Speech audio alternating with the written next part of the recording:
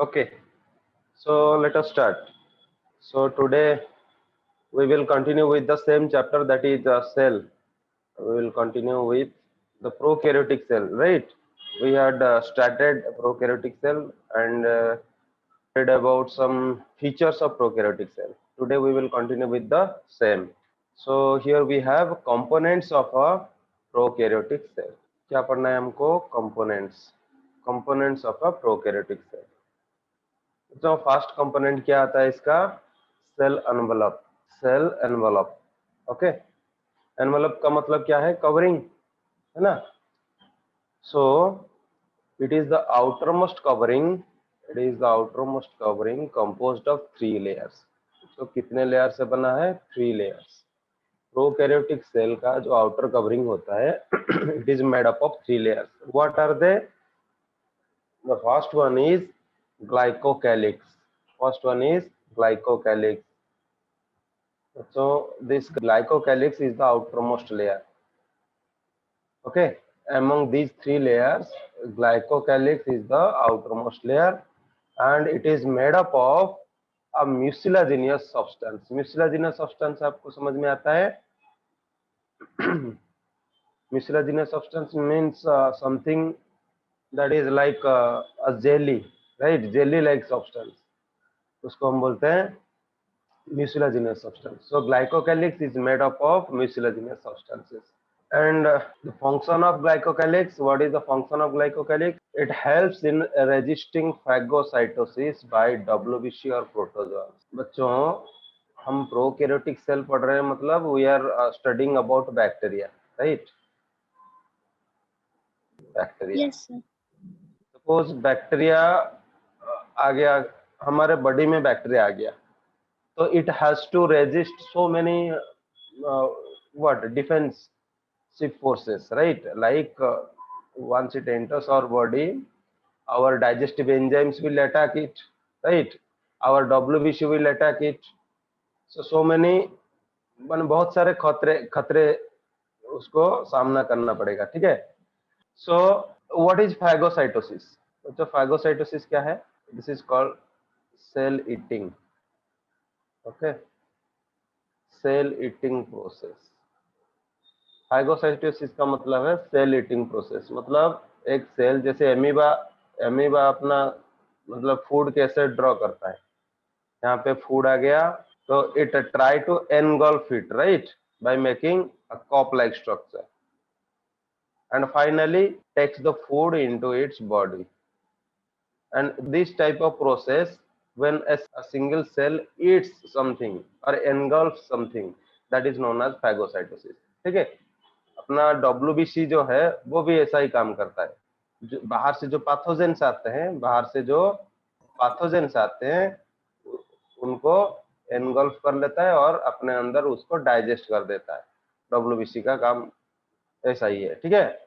So bacteria खुद को बचाने के लिए उसके पास क्या डिफेंस मैकेनिज्म डेवलप किया हुआ है? This mucilaginous covering, that is called glycocalyx, ठीक है? और कुछ प्रोटोजोआन्स भी हैं जो बैक्टीरिया को खा जाते हैं, तो उनसे भी बचने के लिए ये काम आता है। कौन सा? ग्लाइकोकैलिक्स, दैट इज द म्यूसिलाजिनस और jelly like substance, a jelly like cover, ठीक है? एक और चीज यहाँ पे जानना है हमको, जो ग्लाइकोकैलिक्स जैसे हमने पढ़ा, it is made up of mucilaginous substances. अगर ये म्यूसिलाजिनस सब्सटेंस एक स्ट्रॉन्ग कवर बन गया, ठीक है, अगर एक स्ट्रॉन्ग कवरिंग बनाता है तो हम उसको क्या बोलेंगे? उसको बोलेंगे कैप्सूल, ठीक है? अगर स्मूथ कवरिंग बना, मतलब जेली लाइक कवरिंग बना, ठीक है, मतलब सॉफ्ट कवरिंग बना, तो उसको क्या बोलेंगे हम? उसको बोलेंगे स्लाइम लेयर, ठीक है? उसको क्या बोलेंगे?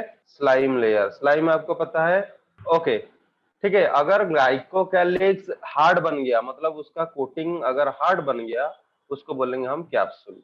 अगर अभी भी वो जेल लाइक है, मतलब सॉफ्ट है, तो उसको बोलेंगे हम स्लाइम लेयर, ठीक है? कुछ बैक्टीरियाज में क्या होता है? कैप्सूल प्रेजेंट होता है, और कुछ बैक्टीरिया में क्या प्रेजेंट होता है? स्लाइम लेयर प्रेजेंट होता है। Clear? Okay, so this is about the first layer और the outermost layer glycocalyx. उसके बाद क्या आता है, the next layer is our cell wall.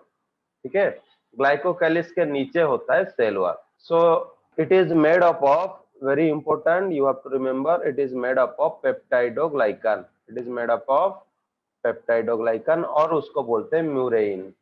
ठीक है, पेप्टाइडोग्लाइकन और म्यूरेइन बोलते हैं उसको।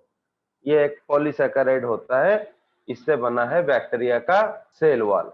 ठीक है, so it is a strong covering that provides cell shape, support and prevents cell from bursting. ठीक है, ये जो सेल वॉल है इसका क्या क्या काम है, सेल का शेप मेंटेन करता है, उसको सपोर्ट प्रोवाइड करता है, and prevents the cell from bursting, cell कहीं फूट ना जाए, मतलब बस्ट ना हो जाए, उससे बचाता है ये सेल वॉल।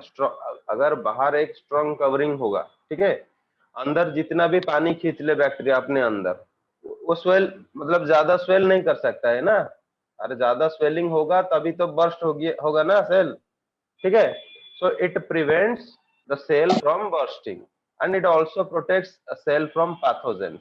पैथोजेंस मतलब फॉरेन ऑर्गेनिजम्स जो अटैक करते हैं बैक्टीरिया को, उनसे भी बचाता है। ठीक है, so this is cell wall and its functions. Now the innermost layer, that is the next layer that is present below the cell wall. cell wall के नीचे जो मेम्ब्रेन है उसको बोलते हैं हम प्लाज्मा मेम्ब्रेन और सेल मेम्ब्रेन। ठीक है, ये हो गया आपका इनरमोस्ट लेयर। एंड इसका नेचर क्या है, इसका नेचर है सेमी परमिएबल इन नेचर। ठीक है, so what is semi permeable? Semi permeable का मतलब क्या होता है? Semi liquid. नो, परमिएबल मतलब अलाउ करना। Exactly, it allows substances selectively, it allows substances selectively into and out of the cell।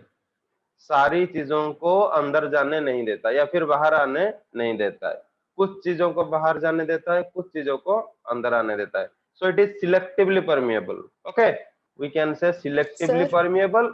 हाँ सर, बोलो। पेप्टिडोग्लाइकन मींस, पेप्टिडोग्लाइकन में सर उसका मतलब क्या है? पेप्टाइडोग्लाइकन ये एक पॉलीसैकेराइड है। ठीक है, पॉलीसैकेराइड मतलब एक केमिकल ऐसे सोच लो which is a polysaccharide. Actually what is a polysaccharide, what is saccharide, you know carbohydrates, right? तो कार्बोहाइड्रेट्स के बहुत सारे कार्बोहाइड्रेट्स के बहुत सारे कैटेगरीज होते हैं, जैसे मोनोसैकेराइड, पॉलीसैकेराइड, ठीक है, डाइसैकेराइड, ट्राइसैकेराइड, ऐसे होते हैं। तो पेप्टाइडोग्लाइकन है एक पॉलीसैकेराइड। ठीक है, इसके बारे में हम बायोमोलिक्यूल चैप्टर में डिटेल में पढ़ेंगे। Okay, so you just remember this is a chemical substance of which the cell wall of the bacteria is made up of. Clear? Yes sir. Okay, so now it's plasma membrane. It is semi-permeable. Semi-permeable means it allows selective substances to get into and out of the cell। ठीक है, सबको जाने नहीं देता है। So these are the three layers. Suppose ये हो गया आपका bacteria, first layer is cell membrane, उसके ऊपर होता है सेल वॉल, सबसे बाहर होता है what, glycocalyx. This is glycocalyx, this is cell wall and the innermost is cell membrane. ऐसे करके तीन लेयर्स है। ठीक है, okay. Now moving on to next, we have, okay, here is a schematic diagram of bacteria। Bacteria में ये सब चीजें होते हैं। देखो क्या क्या चीजें हैं। ये जो इनर लेयर है ये वाला, ये होता है सेल मेम्ब्रेन। देखो सेल मेम्ब्रेन का एक इनवर्ड एक्सटेंशन है, सेल मेम्ब्रेन का एक इनवर्ड एक्सटेंशन है। इसको हम क्या बोलेंगे, इसको हम बोलेंगे मेसोसोम। ठीक है, इसको बोलेंगे मेसोसोम। और क्या है, देखो देखो यहाँ पे एक डीएनए है, न्यूक्लियस तो नहीं है क्योंकि ये प्रोकैरियोटिक सेल है। तो ऐसे एक सर्कुलर डीएनए प्रेजेंट होता है, इसको हम बोलेंगे न्यूक्लियोइड। कल पढ़ा था हमने न्यूक्लियस और न्यूक्लियोइड के बीच में डिफरेंस। तो यहाँ पे देखो न्यूक्लियस का कवरिंग नहीं है, मतलब न्यूक्लियर मेम्ब्रेन इज एब्सेंट। तो जेनेटिक मटेरियल जहाँ पे प्रेजेंट है हम उसको क्या बोलेंगे, उसको बोलेंगे न्यूक्लियोइड। ठीक है, this is the DNA main genome, this is the main genome और क्रोमोसोमल डीएनए, ये भी बोल सकते हैं इसको क्रोमोसोमल डीएनए। बच्चों यहाँ पे बहुत एक इम्पोर्टेंट चीज आपको याद रखना है, देखो apart from this chromosomal DNA, और उसका जो मेन जीनोम था उसको छोड़ के एक और छोटा सा डीएनए प्रेजेंट है, सर्कुलर डबल स्ट्रैंडेड डीएनए छोटा सा प्रेजेंट है, उसको क्या बोलेंगे हम, उसको बोलेंगे प्लास्मिड। क्या बोलेंगे उसको, प्लास्मिड। ठीक है, देखो और क्या चीज प्रेजेंट है, ग्लाइकोकालिस के बारे में बताया दिया आपको, सेल वॉल के बारे में बताया, plasma membrane, these are the three layers. Okay, layer 1, layer 2, layer 3, तो ये हो गए 3 लेयर्स। और क्या क्या चीजें प्रेजेंट है, देखो ये हो गया flagellum, singular is flagellum and plural is flagella. ठीक है, प्लूरल इज फ्लाजेला। तो बैक्टीरिया के पास फ्लैजेला होता है, ठीक है, मतलब to help it in locomotion, flagella is there. Okay, ribosomes भी प्रेजेंट है, देखो ये छोटे छोटे राइबोसोम्स भी प्रेजेंट है। ओके, राइबोसोम क्या काम करता है,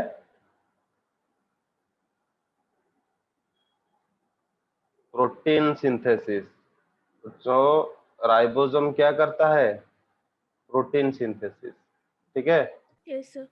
अच्छा, और क्या चीजें हैं, देखो inclusion bodies, there are some inclusion bodies, देखो ऐसे करके कुछ वैक्यूल जैसा स्ट्रक्चर्स प्रेजेंट है, इन वैक्यूल्स में गैसेस प्रेजेंट हो सकते हैं, कुछ लिक्विड्स मतलब स्टोर्ड फूड मटेरियल प्रेजेंट हो सकते हैं, और इन सबको हम बोलते हैं इंक्लूजन बॉडीज। अच्छा, ये सब पता चल गया। साइटोप्लाज्म के बारे में आपको पता है, सेल के अंदर जो फ्लूइड सब्सटेंस है, सेल के अंदर जो फ्लूइड, उसको हम बोलेंगे साइटोप्लाज्म। ठीक है, और एक चीज यहाँ पे देखो, ये नया है पाइली। ठीक है, पाइली, इसका सिंगुलर बच्चों, इसका सिंगुलर होता है पाइलस। ठीक है, पाइलस, प्लूरल है pili. Okay, yes sir. so these are finger like projections coming out of the bacterial wall। ठीक है, तो बाहर ऐसे फिंगर लाइक प्रोजेक्शंस जो निकले हैं उनको बोलेंगे हम पाइली। तो इनका काम क्या है, दे हेल्प इन कॉन्जुगेशन। ठीक है, पढ़ेंगे आगे, दे हेल्प इन कॉन्जुगेशन, मतलब बैक्टीरिया में जब सेक्सुअल रिप्रोडक्शन होता है, ठीक है, तो पॉजिटिव बैक्टीरिया और नेगेटिव बैक्टीरिया के बीच में जो कनेक्शन बनता है, एक ट्यूब बनता है, उस ट्यूब को हम बोलते हैं पाइलस। ठीक है, ये सब वही काम करते हैं, पाइली। बच्चों ये पाइली को छोड़ के और भी ऐसे छोटे छोटे प्रोजेक्शंस बाहर होते हैं, ठीक है, उनको हम बोलेंगे फिम्ब्राए। क्या बोलेंगे,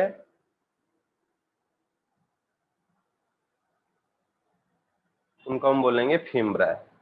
ठीक है, डायग्राम दिमाग में रख लो, एक एक करके सारे कंपोनेंट्स हम पढ़ेंगे अभी। ठीक है, तो ये छोटे छोटे जो हेयर लाइक स्ट्रक्चर्स बाहर प्रेजेंट होते हैं उनको हम बोलेंगे फिम्ब्राई। ये डायग्राम में लेबलिंग नहीं हुआ है फिम्ब्राई, आप याद करो, एक होता है फिम्ब्राई, एक होता है पाइली, दोनों एक जैसे हैं लेकिन एक का लेंथ थोड़ा ज्यादा है, एक का लेंथ थोड़ा कम है।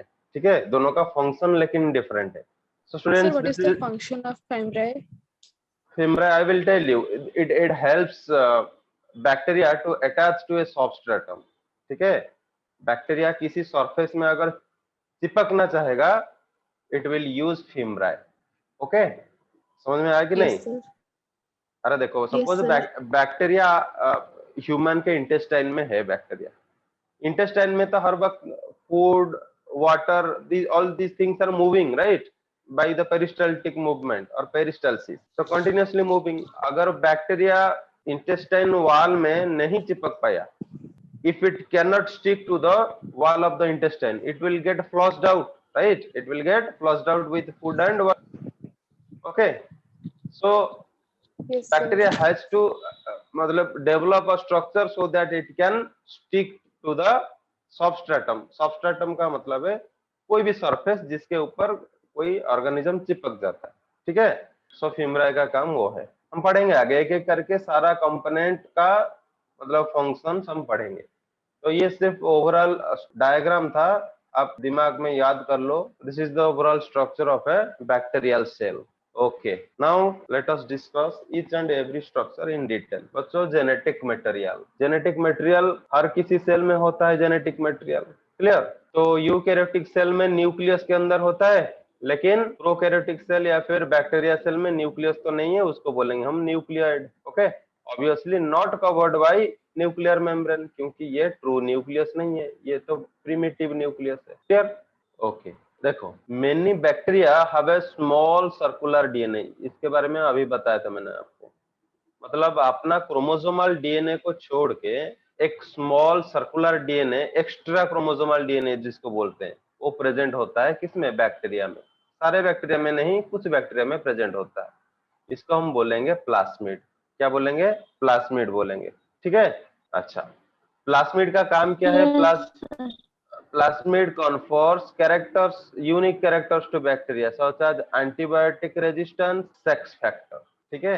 देखो बैक्टीरिया, कुछ बैक्टीरिया के पास एंटीबायोटिक रेजिस्टेंस होता है। एंटीबायोटिक रेजिस्टेंस समझ में आता है? तो अरे बैक्टीरिया हमारे अंदर चला गया, हम क्या खाते हैं? एंटीबायोटिक्स खाते हैं in order to kill the bacteria. Correct?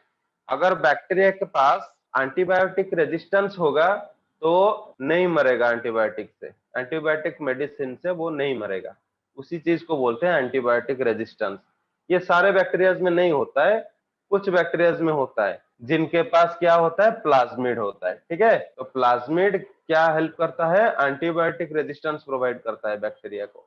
और क्या काम करता है? It may be used as a sex factor. Sex factor मतलब देखो बच्चों, सपोज ये एक बैक्टीरिया है, इसके पास प्लाज्मिड है। ठीक है? इसके पास प्लाज्मिड है। ये दूसरा बैक्टीरिया है, इसके पास प्लाज्मिड नहीं है। तो जिसके पास प्लाज्मिड है हम उसको बोलेंगे प्लस बैक्टीरिया, जिसके पास नहीं है हम उसको बोलेंगे माइनस बैक्टीरिया। और प्लस और माइनस बैक्टीरिया के बीच में होता है सेक्सुअल रिप्रोडक्शन। ठीक है?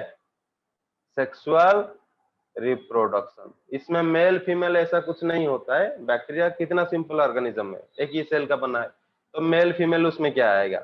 कुछ नहीं आएगा। So we simply call plus and minus. Plus किसको बोलेंगे? जिसके पास प्लाज्मिड होगा। ठीक है? और प्लस और माइनस के बीच में जो कॉन्जुगेशन होता है, sexual reproduction in bacteria is called conjugation.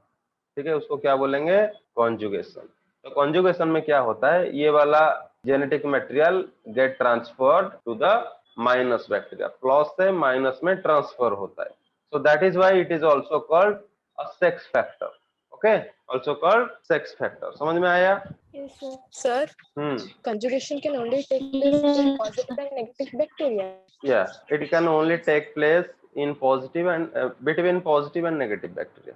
ठीक है? Bacterias usually reproduce through asexual mode. Okay, उसका बाइनरी होता है या फिर नॉर्मल सेल डिवीजन से वो डिवाइड हो जाता है।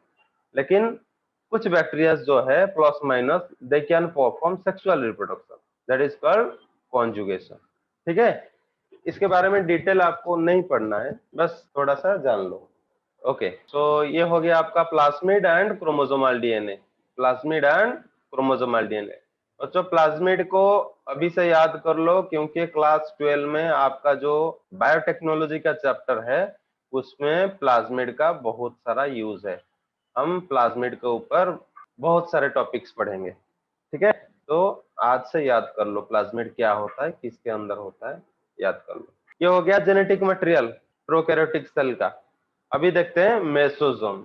मैंने बताया था मेसोसोम का स्ट्रक्चर याद है? तो देखो यहाँ पे ये inward folding of the membrane, inward folding of the membrane, इसी चीज को हम बोलते हैं मेसोसोम। ठीक है? सेल मेम्ब्रेन का इनवर्ड फोल्डिंग को बोलते हैं मेसोसोम। अच्छा, ये मेसोसोम क्या फंक्शन परफॉर्म करता है? देखो, it participates in aerobic respiration. बच्चों हमने कल पढ़ा था प्रोकैरियोटिक सेल में कोई भी membrane bound cell organelle present नहीं है। मेम्ब्रेन बाउंड सेल ऑर्गेनेल मतलब mitochondria, endoplasmic reticulum, Golgi body, ये सब प्रेजेंट नहीं है। अच्छा, एरोबिक रेस्पिरेशन कहाँ होता है? कहाँ होता है बोलो? सेल के अंदर माइटोकॉन्ड्रिया में होता है। ठीक है? माइटोकॉन्ड्रिया। एग्जैक्टली। तो सेल के अंदर माइटोकॉन्ड्रिया में होता है एरोबिक रेस्पिरेशन। बच्चों प्रोकैरियोटिक सेल में तो माइटोकॉन्ड्रिया प्रेजेंट ही नहीं है, एब्सेंट है, तो उसका काम कौन करेगा? ये वाला mesosome. So mesosome performs aerobic respiration in prokaryotic cell. It also helps in, और क्या काम करता है? DNA replication. डीएनए रेप्लिकेशन में भी मदद करता है। और क्या काम करता है? सेल वॉल फॉर्मेशन में भी हेल्प करता है। ठीक है? So these are the three functions you have to remember: 1, 2, and 3. Okay, functions of mesosome: aerobic respiration, replication of DNA, and cell wall formation. These are the three functions of mesosomes. Clear? Yes, sir. Okay, तो ये हो गया mesosome. The next structure we will study is flagella. बच्चों, there are some motile bacteria and some non-motile bacteria. Motile मतलब which can move, and non-motile means which cannot move. ठीक है? अगर कोई बैक्टीरिया मूव करना चाहेगा तो उसके पास क्या प्रेजेंट होना चाहिए? उसके पास फ्लाजेला होना चाहिए. ठीक है? So motile bacteria possess flagella, ठीक है, which helps in movement. अच्छा, फ्लाजेला जैसे कि मैंने बताया था, फ्लाजेला इज अ प्लूरल, इसका सिंगुलर क्या है? फ्लाजेलम. तो एक फ्लाजेलम का हम स्ट्रक्चर देखेंगे, detail structure. Actually flagella is made up of three things. What are they? एक है फिलामेंट, दूसरा है hook, and the third one is basal body. ठीक है, filament, hook and basal body. यहाँ पे डायग्राम देखो ऐसा. This is a schematic diagram, not exact diagram. देखो, तो मेम्ब्रेन के पास होता है ये वाला बेसल बॉडी. ठीक है, इसको हम बोलेंगे, मेम्ब्रेन के नीचे जो है उसको हम बोलेंगे basal body. And this is usually this is made up of centrosome. आगे पढ़ेंगे. It is made up of centrosome. ठीक है, और ये वाला जो फोल्ड देख रहे हो, जंक्शन, द जॉइंट, ये वाला जो जॉइंट ऑरेंज कलर का, इसको हम बोलते हैं हुक. ठीक है, इसको क्या बोलेंगे? Hook. This is a flexible joint. And the elongated part, ये जो लंबा दिख रहा है आपको इलोंगेटेड पार्ट, इसको हम बोलेंगे फिलामेंट. दिस इज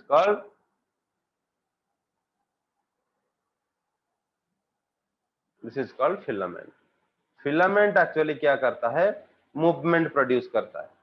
ठीक है, बैक्टीरिया को तैरने में मदद करता है, पैर की तरह. So what are the three things? Filament, hook and basal body. समझ में आ गया? एक और चीज याद रखना है, this filament is made up of a special protein known as, उस प्रोटीन का नाम है फ्लाजेलिन. ठीक है, फ्लाजेला, फ्लाजेलिन याद करने में कोई दिक्कत नहीं होगा. तो फ्लाजेलिन से बनता है फिलामेंट का स्ट्रक्चर. समझ में आ गया फ्लाजेला सबको? Yes, sir. Okay, what is next? Here comes pili. जैसे कि मैंने बताया था, सिंगुलर है पाइलस. ये बैक्टीरिया के सरफेस के ऊपर होता है, बाहर finger like projections. These are elongated tubular structure made up of pilin. ठीक है, ये भी एक प्रोटीन से बना है, जिस प्रोटीन का नाम है पाइलिन. पाइलिन प्रोटीन से बना है पाइलस. पाइलस का प्लूरल है pili. Clear? This is a elongated tubular structure. Tubular means tube like structure, elongated means लंबा. Okay, and it helps during conjugation.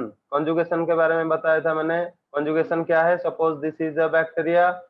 ठीक है, suppose this is a pili, this is a pilus, this is another bacteria. ठीक है, suppose this is plus bacteria, this is minus bacteria. ये जो conjugation tube दोनों के बीच में बन रहा है, यही होता है this is pilus. Okay, this is pilus. And with the help of this tube genetic material इधर से उधर जाएगा. ठीक है, transfer of genetic material will take place through pilus. समझ में आया पाइलस का function? And this sexual reproduction in bacteria is termed as conjugation. We will use this specific word for sexual reproduction in bacteria. Clear about pilus? Now let us see fimbriae. बच्चों, pilus की तरह ही और भी बहुत सारे छोटे छोटे fibre, small fibres are present on the surface of the bacteria. ठीक है, ये जो छोटे छोटे फाइबर्स हैं, they are shorter than pili, मतलब पाइली से छोटे हैं. ठीक है, एंड इनका काम क्या है? They help bacteria to attach to substratum और द होस्ट बॉडी. ठीक है, जिस होस्ट के अंदर बैक्टीरिया प्रेजेंट है, तो उसके मतलब बॉडी को चिपक के रहना चाहिए ना. It will not get stick to the surface और stick to the host body. It will get flushed out of the body, right? So in order to what stick to the wall of the substratum or wall of the host body, it uses fimbriae, these small fiber-like structures. Clear? Yes, sir. Okay. Now comes ribosome. This is a very important structure or very important cell organelle. Okay. And like eukaryotes, prokaryotes also contain ribosomes. ठीक है, eukaryotes में भी ribosome होता है, prokaryotes में भी ribosomes होते हैं. ठीक है, बट डिफरेंस क्या है? प्रोकैरियोट में जो राइबोसोम है that is of 70s type. ठीक है, that is of 70s type. And eukaryotic में जो राइबोसोम है that is of 80s type. बच्चों, राइबोसोम दो तरह के होते हैं, एक होता है 70s, दूसरा होता है 80s. और भी वैरायटी है. प्रोकैरियोट्स में होता है 70s, यूकैरियोट में 80s. And this S stands for what? This stands for Svedberg's unit. Svedberg unit. Okay, मतलब अगर सेडिमेंटेशन किया जाए इन चीजों का, कौन कितना मतलब तेजी से सेडिमेंट होता है उसी के ऊपर डिपेंड करता है ये वाला unit. We need not have to get into the detail of this unit. You just remember Swedberg unit is assigned on the basis of sedimentation of these structures. ठीक है, A stands for Swedberg's unit. 80s and 70s. Prokaryotic ribosome का क्या type है? 70s. Eukaryotes का 80s. समझ में आया? Okay. Yes. Now, in prokaryotes, ribosomes are present associated with cell membrane. बच्चों, यूकैरियोट्स में देखो, अगर यूकैरियोटिक सेल हुआ, उसमें एक चीज प्रेजेंट होता है जिसको हम बोलते हैं एंडोप्लाज्मिक रेटिकुलम. ये आपने पढ़ा होगा, endoplasmic reticulum.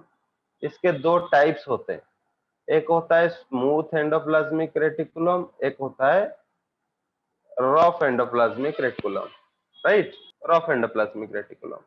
Rough endoplasmic reticulum के सरफेस के ऊपर क्या प्रेजेंट होता है? मतलब इसका रफनेस किसके किसके वजह से है?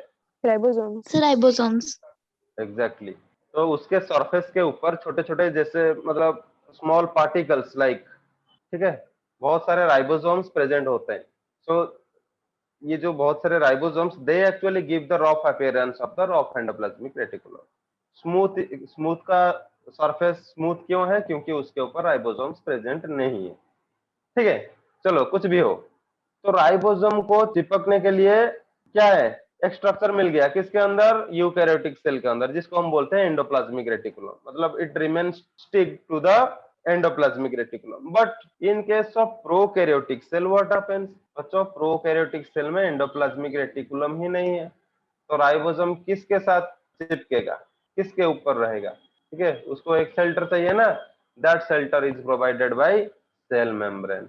Ribosomes remain associated with cell membrane. Why cell membrane? Because prokaryotic cell lack endoplasmic reticulum. Endoplasmic reticulum नहीं है, इसीलिए. समझ में आया? अच्छा, एक और चीज आपको देखना है. Yes, sir. हम जो बोल रहे हैं prokaryotic ribosomes are of 70s type. बच्चों, इसके दो सब यूनिट्स हैं, इसके दो सब यूनिट्स है 70s के. मतलब एक बड़ा यूनिट हो गया, एक छोटा यूनिट हो गया. ठीक है, बड़ा यूनिट का हो गया 50s एंड छोटा जो है वो है 30s.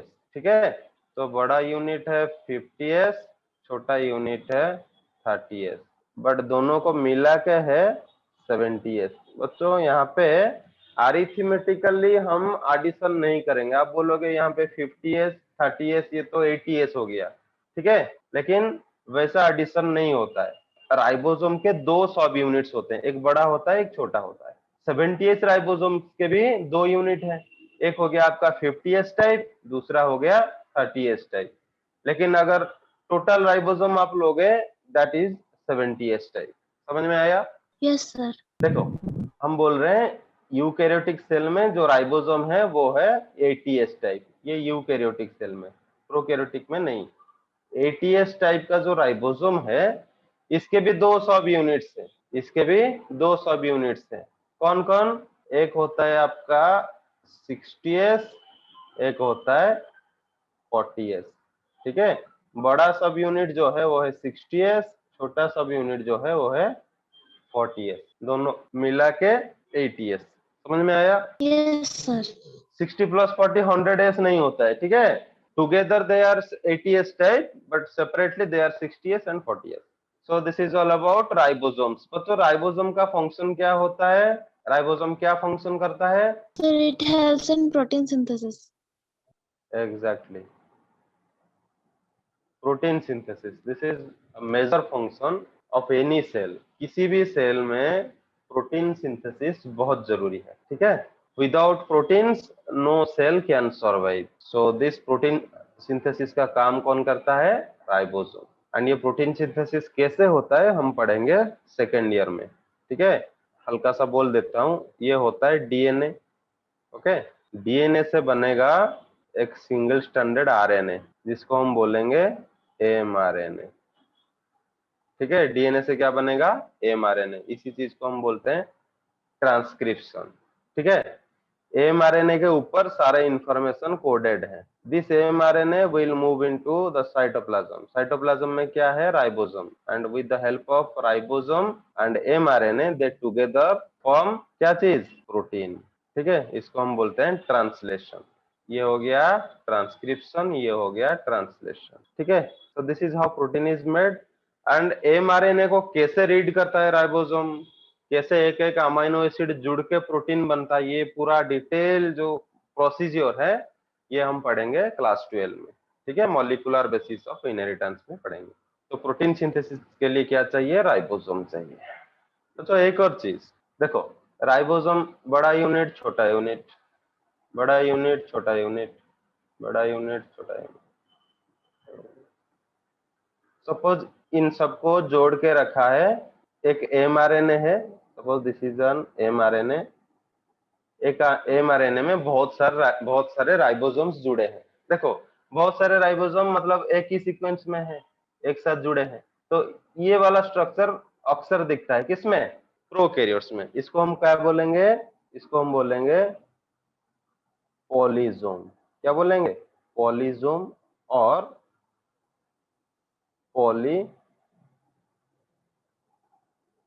पॉलीराइबोसोम। ठीक है, सो बच्चों what is polyribosome? What is polyribosome क्या लिखेंगे हम?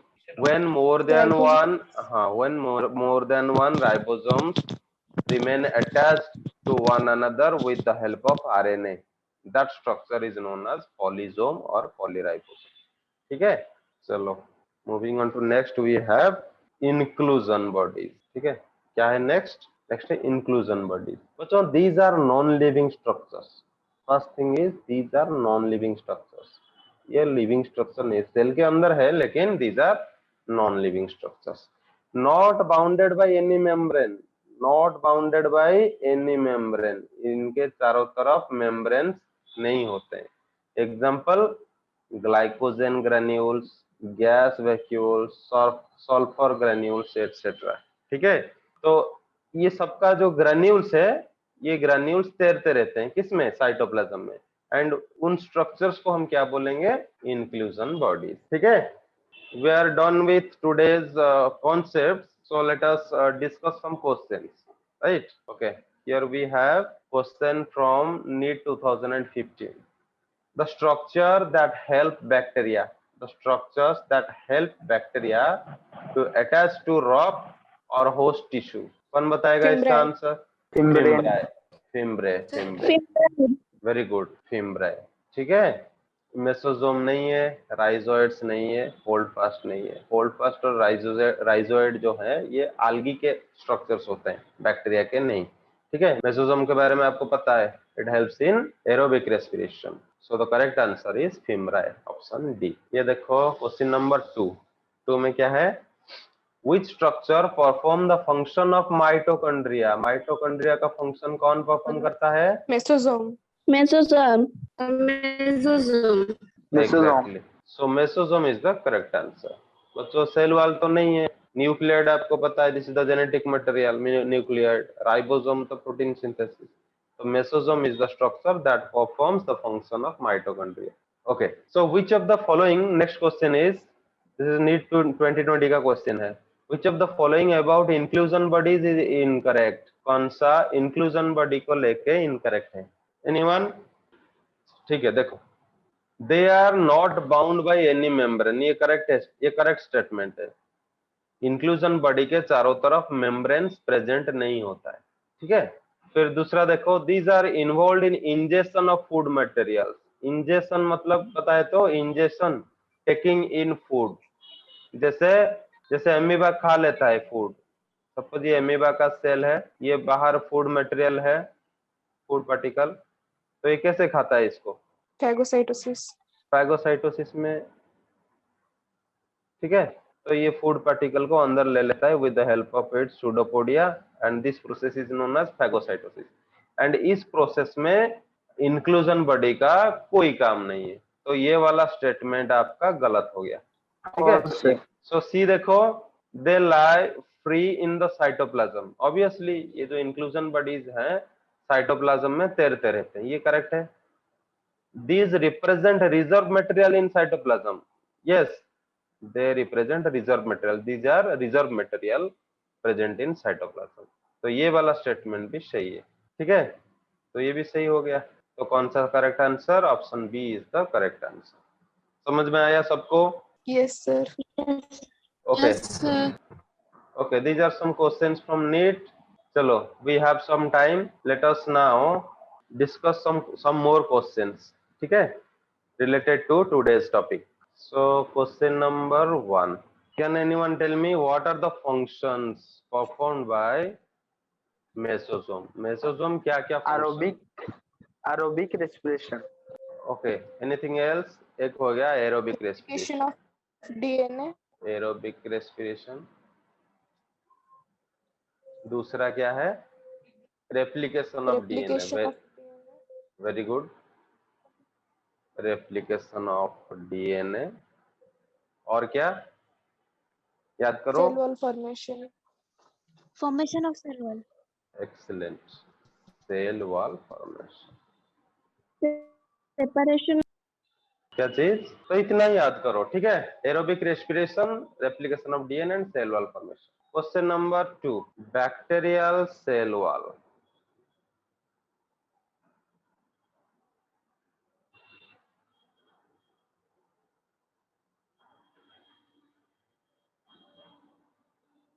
कौन बताएगा? Bacterial cell wall is made up of what? Quickly. Peptidoglycan. Peptidoglycan. Exactly. Murine. Murine. Same. Both are the same. You can write peptidoglycan और उसको मुरेइन भी बोलते हैं, म्यूरेइन, ठीक है। तो ये हो गया आपका answer. Okay, let us see another question, question number 3। फ्लाजेलम के 3 पार्ट्स बताओ। 3 चीजों से बना है ना, 1, 2 एंड 3। क्या क्या है बताओ? Filament, hook, basal Filament, body. hook, and basal body. Okay, so this is, one is filament, दूसरा इज hook and basal body. Okay, अच्छा, ये हो गए 3 क्वेश्चन। ओके, क्वेश्चन नंबर 4 बच्चों, क्वेश्चन नंबर 4, ठीक है। Differentiate between pili and fimbriae. कौन बताएगा? 1-2 पॉइंट्स बताओ, क्या डिफरेंस होता है इनके बीच में? Pili is an elongated Pili structure, but fimbriae is a small hair-like structure. तो पहला पॉइंट क्या लिखेंगे हम? This is longer than fimbriae. Pili is longer than fimbriae, right? This is longer, this is shorter. ये हो गया एक point. दूसरा पॉइंट बोलो। Pili helps in conjugation and fimbriae helps in attachment to a host body. तो pili helps in conjugation, very good Satya Silpa, conjugation, and fimbriae helps in attachment to substratum। substratum एक generalized word है, ठीक है। substratum can be anything, it can be a wall, it can be a rock, it can be the wall of a host body, anything, ठीक है। attachment to substratum। ये हो गया, पाइली और फिम्ब्राई के बीच में डिफरेंस पता चल गया हमको। So question number 5, what are the two types of glycocalyx? Glycocalyx के दो टाइप्स होते हैं, क्या क्या बताओ? Capsule and slime layer. Okay, very good. एक होता है कैप्सूल, एक होता है स्लाइम लेयर। अच्छा, can anyone else tell me what is the difference between capsule and slime layer? Capsule is the stronger covering and slime layer is the jelly only like covering. Only Satya Shilpa is answering, no one else. अरे अभी तो पढ़े capsule और slime layer के बीच में क्या difference है। Capsule hard covering होता है, ठीक है, and slime layer soft covering होता है। अरे स्लाइम से ही तो पता चल रहा है ना, स्लाइम आप तो खेले हो गए इसमें, स्लाइम में। Okay, so students, question number 6, and I want answer from a different person, right? Okay, easy one. The region where genetic material of prokaryotic cell is present, ठीक है, उसको क्या बोलते हैं? The region Nucleoid. where anyone else, the region where genetic, very good, nucleoid. इसका answer क्या है? Nucleoid, ठीक है। अच्छा, ये थे कुछ क्वेश्चंस। एक लास्ट क्वेश्चन डिस्कस करते हैं, क्वेश्चन नंबर 7। क्वेश्चन नंबर 7 कहाँ से पूछेंगे और क्या चीजें हम पढ़े आज? Okay, the structure to which ribosomes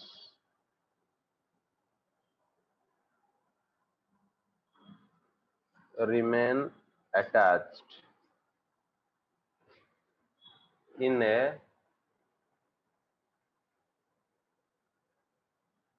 prokaryotic cell, ठीक है। कौन से स्ट्रक्चर में MRE. राइबोसोम एम्बेडेड होके रहते? आंसर है MRE. Cell membrane. Cell membrane, ठीक है। Okay, so students, that's it from today's class. We will continue with the upcoming topics in next class. Okay, till then, bye bye, take care.